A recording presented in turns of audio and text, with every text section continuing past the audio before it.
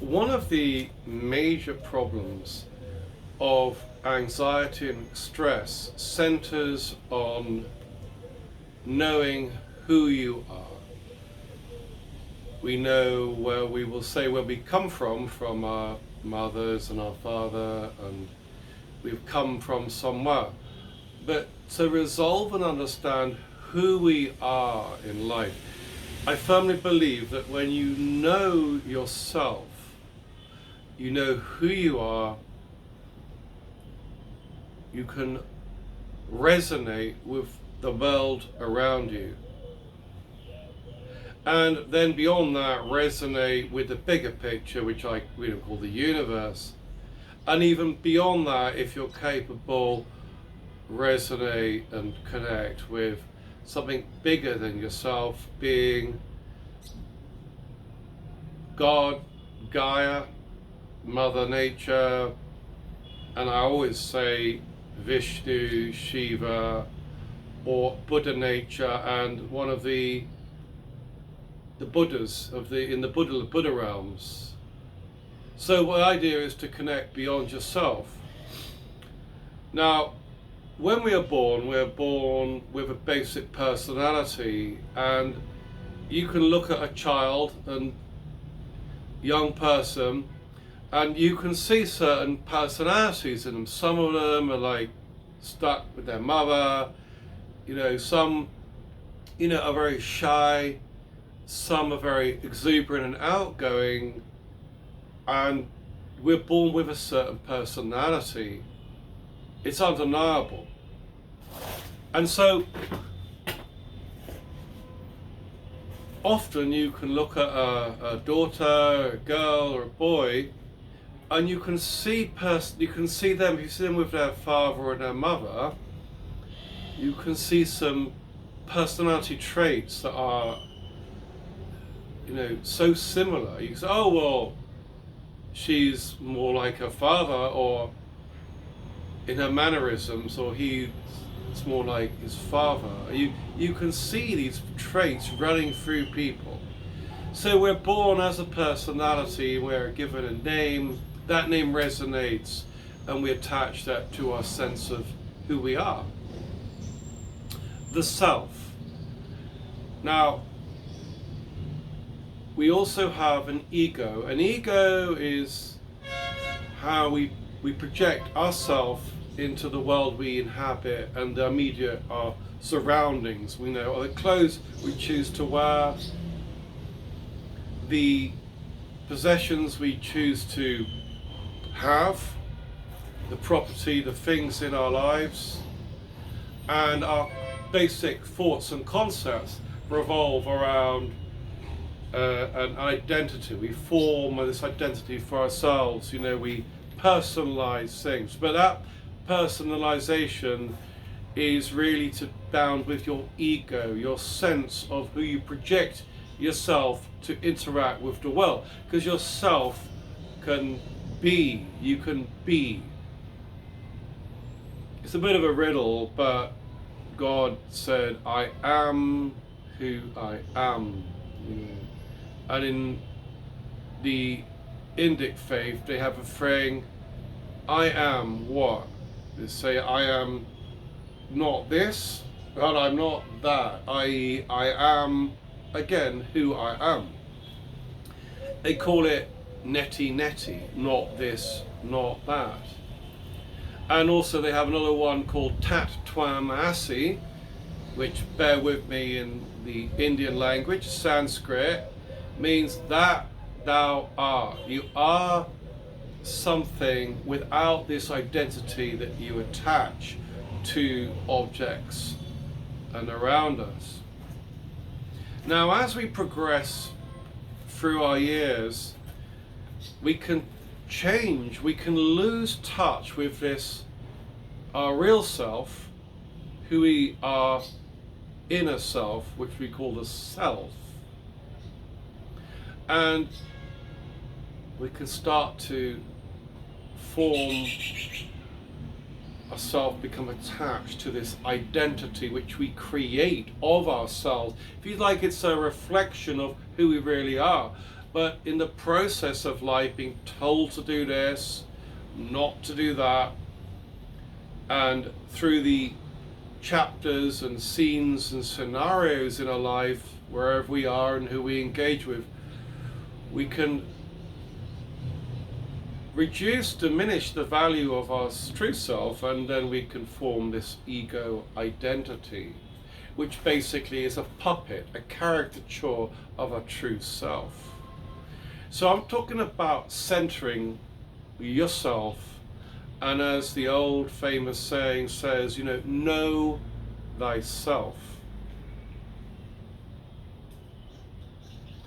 There is also, for example, another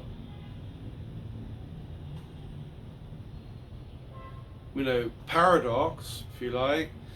And Aristotle, the philosopher Aristotle, he says, when he was asked who is the wisest man in the world, his reply was, I know that I do not know. So his idea was the idea of I do not know, but then it properly is I do not know what one knows. So the I-ness is ego. He says, I do not know what one knows. So the oneness is his self, and the I-ness is his ego. So anything to describe himself is itself a reflection and attraction of who he really is. It's quite profound. I know that I do not know what one knows, the one relating to himself. I know that I do not know what one knows. In a simple phrase, you say, I am. Well, then if I was to turn it around and say, am I? Am I? What do you say, you are this? Will you say, am I? Well, the being, the am is from the verb to be, right? I am, you are, he is, we are, you are, they are, is the verb to be. So am is the being, and am I is the identity that you form of yourself, your identity. So when you say I am, you're already trying to describe who you are, which is in itself a paradox. Am I? So be careful, and this language is confusing, but you are someone without being I. Complicated. We'll come across this again in another podcast. The important thing here to move forward is that we go for a life we're often told by our school, by our parents, by our jobs, by our career, by our experiences. It diminishes the who we are, the ability to have an opinion, the ability to express yourself, to be heard, to be understood from your point of view. We fall in line with the crowd. We fall in line with the dogma. We feel we have to agree with the matrix. We have to abandon our very self and diminish that in order to follow the herd, the group thing. But in doing so, there are consequences. We feel an alienation with who we really are. We don't have the confidence, we don't trust in ourselves anymore, because we're trusting in a framework that we formed in order to, like a Zimmer frame, to support ourselves. But in fact, the very frame is just something we've constructed, and we need to return to who we are as a person, and we need to relearn and reawaken the power within, which is our self. Knowing yourself is not an easy, and we wake up one day and we go, well, I'm not happy.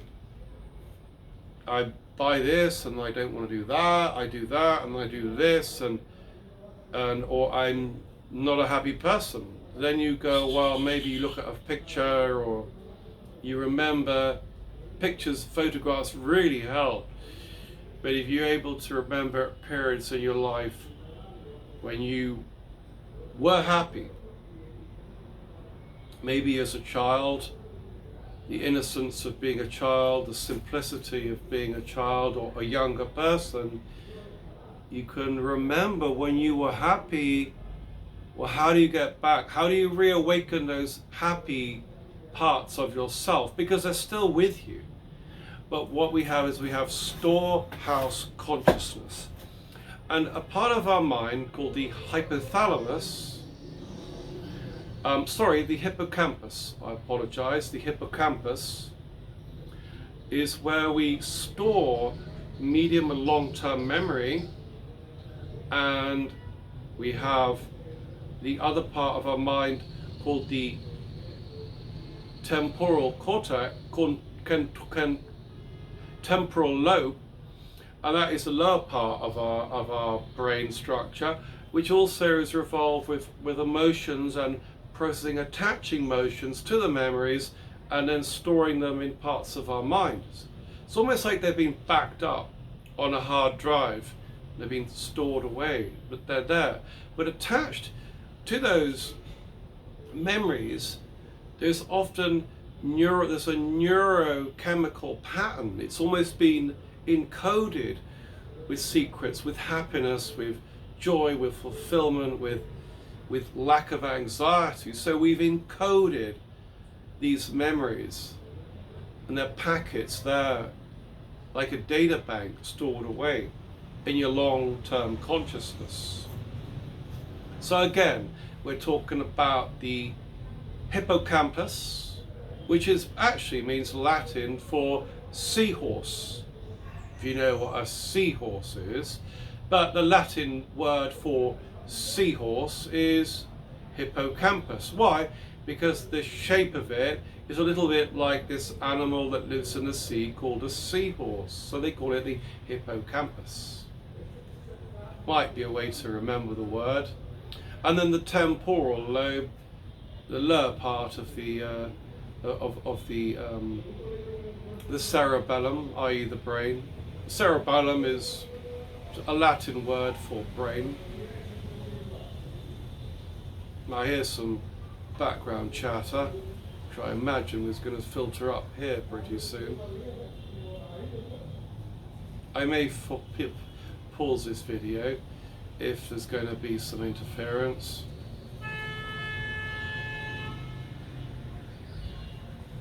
We'll see. And so,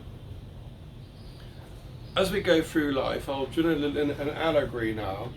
As we go through life, imagine this is your basic personality. I hope you like these little allegorical didactic tools that I have here. So imagine that is you on this journey when you are beginning your life.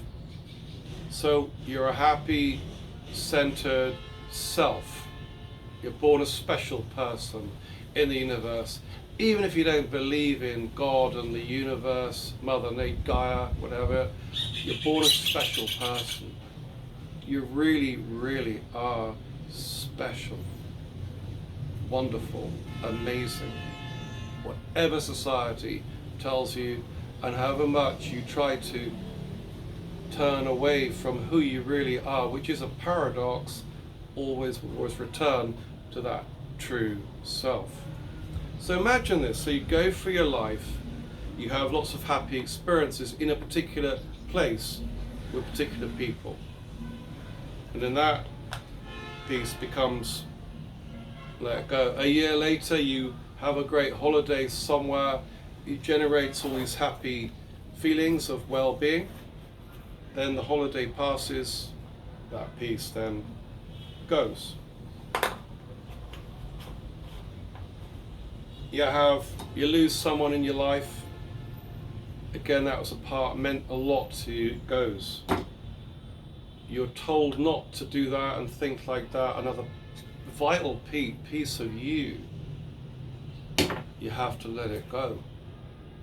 you really want to spend some time with yourself and to explore, but you have no time to do that. Again, another piece of yourself goes. Sometimes you may be a certain way of behaving that people don't particularly like because they're trying to condition you to be who they are. We have dominating personalities which say you should not be like that. We do have a fear to express the person we really are. So when we give in and we just go, okay, well, I'm going to conform, I'm going to ditch that. Then you're a spiritual person, then all the bombardment messages, all the bullshit from the news and news channels, you ditch your spirituality because you say it's weird or it's not humanitarian, it's not equal rights. So you ditch your spirituality. And then you find out that the friends that your real friends are happy with, they don't really fit into this bubble that you're creating, this illusion of yourself, i.e. your ego. You ditch your best friends. And then a job may take you to somewhere else that you're not really familiar with. You see, one by one. And finally, you may have nothing left to who that person you are. You're reduced to nothing. It all just starts to deteriorate. And you're left depressed, lonely, or at worst, suicidal. There's nothing left of you. Well, how do you begin? You got nothing. You're left with a pale reflection of who yourself really is, and you try to cling on. Where do you go from that?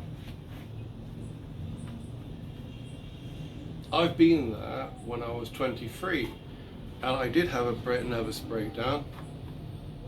But I do remember someone murdered my father, who I last saw when I was 5 years old, and my mother overdosed and died on Christmas Eve when I was 6. Well, pretty much in front of me. I saw her, and then she'd gone in a... So, where do we go? Okay, so what we need to do is we need to do this. We need to look at where we are in our lives, in our rooms, in our homes, in the people we're surrounded with, and we need to stand up and start again. Believe in yourself, believe in God, and if you can, have faith. Trust me. Trust yourself. It's so important. Just take a breath and go, I've had enough, I'm going to change. I'm going to restore everything that was, that I've sold myself, I've thrown my pearls, got rid of everything to try to conform, and then I finally realized that it's all a joke. It's all for nothing. So, going back, we have in you have times in your life where you've been happy and fulfilled and happy. Now, some of those people in your life may not be there anymore, but we want to awaken up that storehouse consciousness, that deeper memory banks within yourself, because that's going to come out and that's going to help you to restore yourself and even maybe make you fly. Remember the illusion of the phoenix. The phoenix had to live and to be renewed. It has to end up, if destroyed, in its own fire, to go into the fire to be renewed. So one thing we can do is we can start to awaken memories. Now, do you have photographs? Do you have any objects that can trigger these memories that we're trying to bring out of your mind to the front of your consciousness? Photographs, memories. You've got time. Just spend time trying to recall memories as much as you can. Start a process of recalling those memories. If you're lucky enough to have anything left from those times, bring them into play, get them out, put them on a table, put them in front of you, remember them. and you'll start to slowly awaken that in yourself. Is there anyone in your life that you've known, that you've loved, that you felt comfortable with, that hasn't challenged you, threatened you, that you feel comfortable with? Try to get in touch with them. If you can't get in touch with them, doesn't matter, but try. Make time. Are you in a job or a position where you're really not feeling fulfilled and happy, but you've always wanted to make a change? Give it a go. Don't be afraid to make change.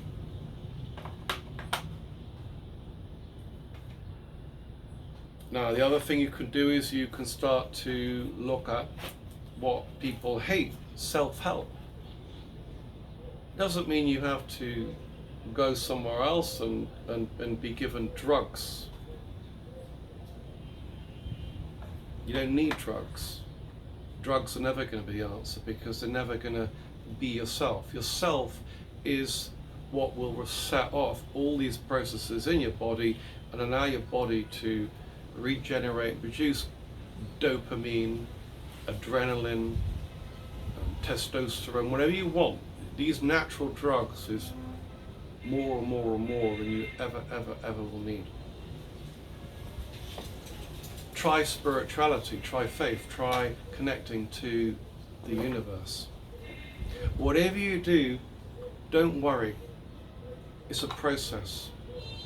We're going to start this process, we're going to begin the process, we're going to create the spark that causes the flame, which causes the fire, which causes the inferno of joy, not of suffering, of happiness. We're going to set you on fire. You're going to radiate with light. So you're going to get these pieces back as much as you can. Now, if one of them is a painful memory, a sad memory, you may not want to miss that piece. But if that piece is like a number of a code, to open to make a withdrawal from your bank account, if you're missing one number, you can't make the withdrawal. So sometimes we need to not only bring out these happy memories and things which I've talked about, we need to go back to situations where we have suffered. This is probably the hardest process of it all. We need to return to the root of the cause, turn back the clock, and go back to those situations. Even if it means facing someone that you've been afraid of, some situation that you've hated, a place that is really bad, sometimes you're going to go back and you're going to face up to that. You're going to engage. You're going to fight or flight, but you're going to engage it. And engage that will release adrenaline, cortisol, which will recharge your body. Engage those situations. I don't mean go back with a gun and killing someone that was bad to you. We need to be modest. I mean going back and confronting it within yourself. It may be going to the grave or the crematorium of someone where has died and having a moment. They're not there. The spirit is not there. The spirit of the person will be all around you if you're able to open up those channels and connect to the different higher dimension. But to going back to a point and just grounding yourself and just connecting and just recalling, and we're turning back the clock. It doesn't mean you have to become like a baby and sleep in a bed with hot milk and a teddy bear or whatever. But we're going to do anything you can to regenerate that spirit in a positive way. So sometimes facing those fears, going back and re-experiencing, they call it retrogressive hypnotherapy. Without being hypnotized, we're regressing to recover these things. In the Christian Testament, the followers of Jesus, they recall that Jesus said, in order to be free and saved and liberated, you need to return to that inner child of yourself. Without becoming a child, you need to get into the fire, into the hot zone, into the reactive center of yourself. So bringing back these long-term stored memories and reawakening yourself, you'll find new confidence, new happiness, joy, because you're bringing out into the now. Now, some of us will consciously put things off and store things away and store things and store things. Maybe like a squirrel, it hides its nuts for the difficult period in the winter. And then the winter comes, it goes back to that storehouse of nuts and returns and for sustenance, for feeding itself. In the New Testament, I do not want to preach as a Christian the New Testament, which I call the Book of Light, the light of Jesus, the light of the world. The Book of Light. There is an idea of these spiritual women, the 10 virgins, I believe it's called, and some of them are prepared. They prepare themselves for an opportunity of receiving the Holy Spirit. If you like, they're preparing themselves for something, and others are not prepared. The other people prepared, and they ask, oh, well, look, lend us some of that, and they go, I'm sorry, you're not, you had a chance to prepare yourself. So prepare yourself. So people that prepare themselves can go back to those nuts, to that situation, and bring out. Don't store thing off and store thing. Life is now. Tomorrow, no. Now. So don't put everything off for a rainy day for tomorrow necessarily always, but if you put stuff off and store it, go back and bring it out now. Now is a great time. Now is the best time. And there's that famous book written, The Power of Now. So when you've actually gone back and you maybe be able to buy things that you had to trigger off these memories. For example, this clutter of table. Now, in the process of trying to work out who you are, you may try different sports, try different things, try different ways of behaving, try different things to work out. You may not always be right, but one of the times you will be right, and you've got to know when to trust yourself and say, this is who I am, this is myself. We're talking about reawakening yourself. So, in all this clutter around me, and you will go to people's houses often, they're full of clutter and this, and photographs of dead people, this, and relatives, and this and that, all recording things. It's bombarding, the bombardedness, they don't know what to do. But we need to be discriminatory. We need to use our critical thinking. We need to trust ourselves and make decisions. We need to use our parietal lobe, the part which we can filter out and work out what we want in our lives. That is going to help us to overcome depression and feeling of loneliness and isolation. So, I may have a whole load of things I've got, but in that self, that's just a clutter. It's triggering all these different thoughts at one time. So sometimes when you've gone through this process of this cathartic process of working out who you are and bringing that back and bringing these happy memories, confronting the thing. In the old days, these philosophers would have a skull of a dead person there. An old skull, literally. You may have seen them in some paintings. And in India, some of these spiritual people, they keep a skull of a dead person to remind them of the temporal nature of life. The fact that we're not here forever. The fact that life is ephemeral, it's fleeting, it's transitory. We're only here for a period, okay?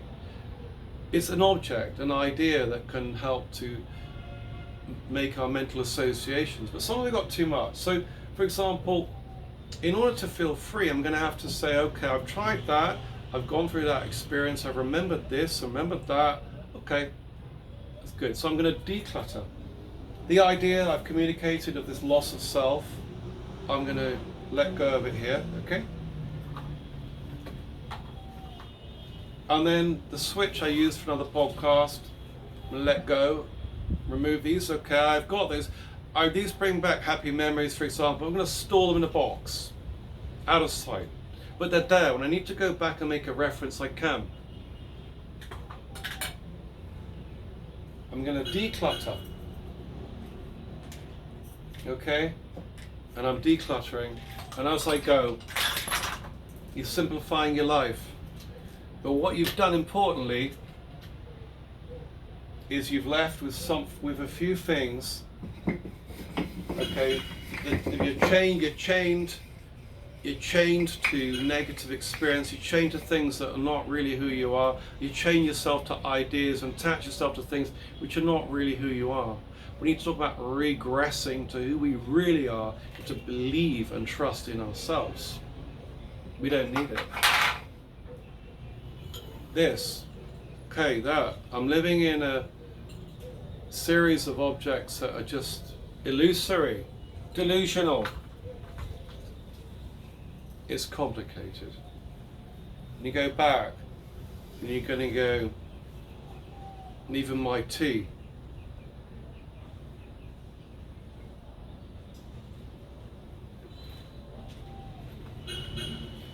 Well, I'm left with a simple space. I won't take the map and the background thing, but I'm left with, and I've got one thing that means something to me. And that means more to me. I'm giving an idea. In fact, that does, coincidentally, that means more to me than all of that stuff. I've gone through this process and I've connected to some things that mean something to me. Really do. Brings back memories. It reawakens memories. You see, time is an illusion. We have an idea of the months, the days, the hours, the seconds, the days, the hours, the years, the decades, our life. We get in this cycle of time. They say, oh well, the older I get, time's running more so quickly. But it doesn't. We can turn back the clock. Turn back time, in a way. So we could, this, for example,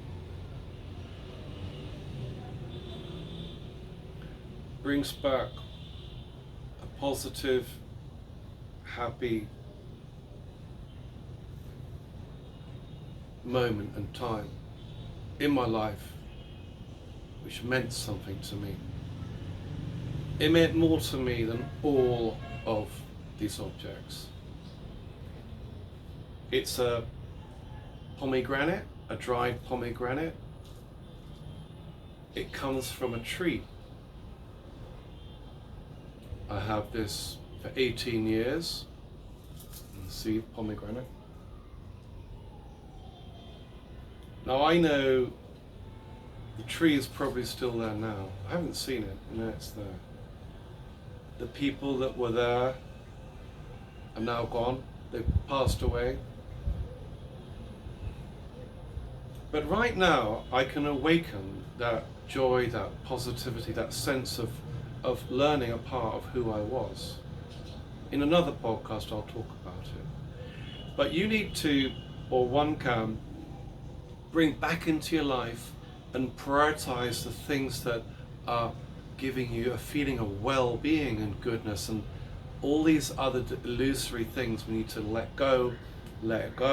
Now, we may find one and we go, oh, well, listen, I'm not sure, maybe it's a photograph of someone that's passed away that person meant more to you than 1,000 people that are in your life right now. That person really did.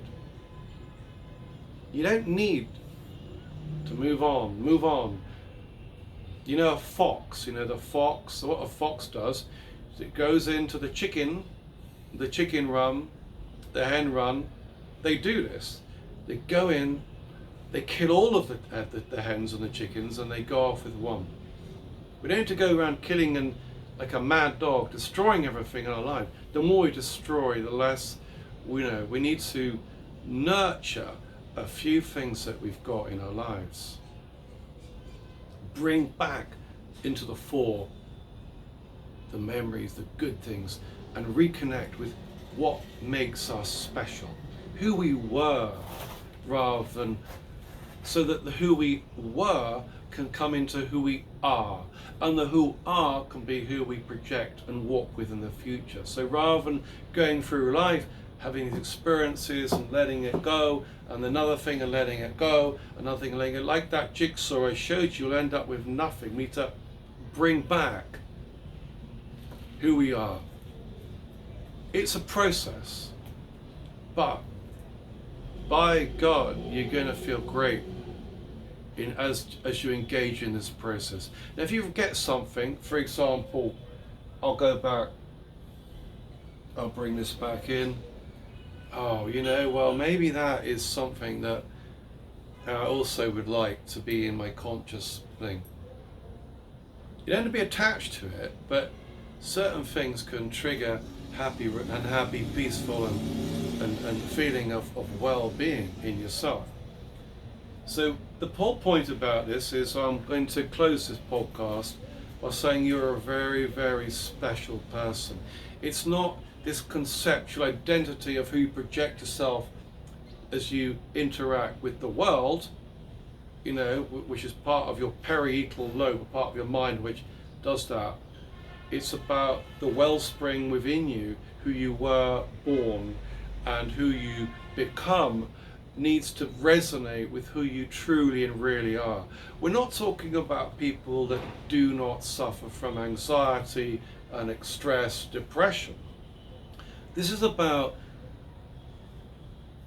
people that have, maybe you, that has anxiety, stress, panic, feeling suicidal, feeling depressed, unfulfilled. This is about saying that all those feelings are not who your self really is. You are a special, special person. So we need to metamorphosize from this unhappy state, reconnect to that inner force, and to understand that you're extremely special. God loves you, I love you, and I'm sure there are other people that love you, but if no one loves you, always remember you are loved by the universe, and no one really matters. Their opinions don't matter, because if they don't like you, then let them go. Thank you.